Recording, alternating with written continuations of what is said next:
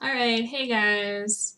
Welcome back to our usually regularly scheduled Inktober videos.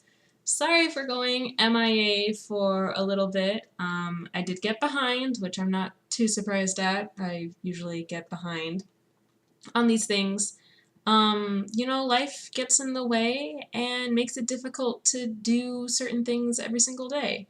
So I had a shift in priorities and had a project that I really, really wanted to finish on time. So I prioritized that and spent most of my time working on that, which meant that Inktober kind of had to take a back seat for a second, as personal projects often do.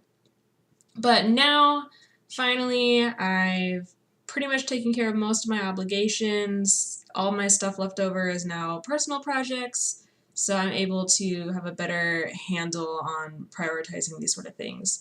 So we're back to Inktober. This particular one, this is, I believe, day 17. I actually did film this day of, but I just didn't have time to put it up. And then also the other thing too was I was starting to feel a bit burnt out towards the end of last week. So when I finished my project on Saturday, I just kind of packed up and stopped and just didn't worry about Inktober or any of this stuff. I just went and took the weekend off, took a break, hung out with my boyfriend, just relaxed and didn't worry about anything for like a day and a half. And that really helped just kind of get over it and cool down and calm down and feel less stressed and burnt out and get re-excited again, I guess, for your own personal projects. So that was what I did this past weekend, and it was really great, especially since the past 2 weekends I didn't really do that. So it was nice to take a intentional break rather than an unintentional one, where you tell yourself you're going to do stuff, but then you don't, and then you stress out last minute. But it was nice to actually have like an intentional break. So this again, I said I did draw this and film it day of on the 17th, which was last Wednesday. I just didn't get around to posting it. So here we are now. The prompt was swollen. So around here, it was really difficult finding a way to incorporate the prompt into the story. So the best I could come up with was that they did a spell on the weird angular creature from the previous one, and they just made it swell up like a balloon. Because I just had no idea how else to incorporate that into the story. Maybe if you have a better idea for the prompt, you can let me know below, but this was the one that I just decided to go with that wouldn't be really gross or anything. So yeah, he just basically swells up into this balloon thing. It was kind of fun drawing the limbs. At first I think I had thought about doing them really, really round, but I like the idea of them just inflating but having a certain limit, so they would just be little kind of stubby looking things. So I thought it looked cute. Here I'm just coloring in completely black. I did have to reference the previous image to get it kind of close in shape, so I don't know what I'm doing here. How many of you are still doing Inktober, by the way? And how many of you are actually on day 22, or are you also like me and playing catch up? Let me know. I know this is kind of a hard challenge to do, but I think doing anything consistently every single day is going to be hard no matter what. Those challenges are always difficult. But it's good to have perspective and not stress yourself too much about these things. So what I'll be doing this week is taking the time to do 2 every day until I'm all caught up, which now I'll have the time to do that. So that's kind of my solution to getting caught up. So here I'm just kind of sort of putting in indications of the background, putting in a little bit of shading, just adding, I guess, some depth to it. Oh, and then here I'm coloring in the outline as white. That way it stands out more from the background, give a more graphic quality. Yeah. Hope you guys are doing well. And that's the end of day 17. It's the end result. I'll be showing the end results for all 3 of these at the end of the video, like I did last time. And now we're at day 18. So here I'm just finishing up the sketch. They've run away from the monster, and now they're in this room that is filled with bottles. Why bottles? Because bottles was the prompt for day 18. So here I'm just kind of drawing her looking at it, like, oh my god, wow, there's so many bottles in this room, what the heck? And having the chicken, her chicken friend, sharing the same reaction. I kind of like the whole, like, dropped arms look on the chicken. And drawing this cute ladder.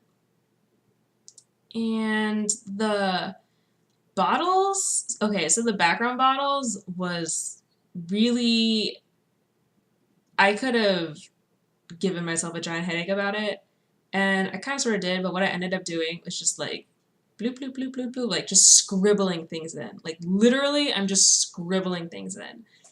And honestly, I think it kind of got the point across. And then another thing I did was I scribbled in the bottom too, because I knew that those bottles wouldn't be in a completely straight line. So that helped give this indication of these are solid shapes with volume, and they're forward and backward and whatever. And then I would draw a little bit of an indication of some things either in front or behind or whatever. So those are just some straight lines and other squigglies in front too. So that really, for me, in my opinion, helped sell the idea that these shelves were filled with something. And using the foreground information, these are all bottles and they're more detailed, then the viewer can kind of assume, oh, the stuff in the background must also be bottles too. So that's kind of like a cheat that you can use if you don't want to get super anal and draw every single bottle, which I really didn't want to do for this image.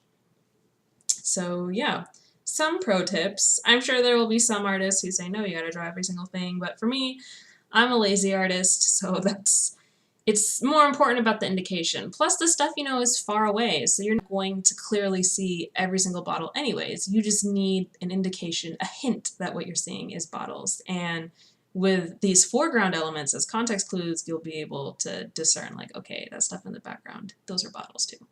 So then what I wanted to do to really punch that these are in the foreground was add in some extra heavy line weight. And then for here, I wanted to kind of differentiate the bottles from the back wall of each of their shelves. So I just went in and did some very light hatching. I decided to do it, it would get lighter the higher up that you got. I don't really know why, I just thought that made sense. And just cleaning up the ladder, adding a little bit of shading. And yeah, that's pretty much the finished piece right here. I think I'm just taking a break, but we can take it all in. I think it's fairly effective. I had also gone in and kind of put like a little squiggly to indicate that there were things inside the bottles, but I think it gets the point across that they're in a room filled with bottles and the room is very large and round. So yeah, some lazy artist tips for anyone out there who wants an easy solution to this sort of problem. And then coming up next, which is a pretty short drawing, this is for day 19, the prompt was Scorched. So I had the idea that the girl picked up a bottle and there was like some combustible thing in there and it blew up in her face, so now her face is scorched, obviously. Flawless interpretation of the prompt.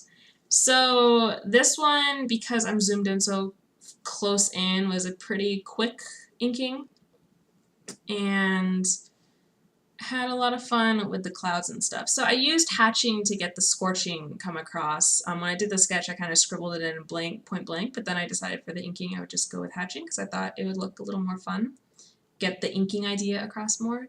Added a little bit of hatching for the clouds, drew in the bird, added some scorch marks on the bird as well. And then I went in and gave an extra thick outline to the girl so that she would stand out more from the clouds, because clouds, or smoke, I guess is the better term, is not going to be as heavily outlined as the girl because it's smoke, it's gas, it's just not. It should look thinner, but since I had already done it kind of thick and I didn't want, I don't know, I guess I could have re-outlined it, but rather than do that, again, I'm lazy, I outlined the girl with something thicker.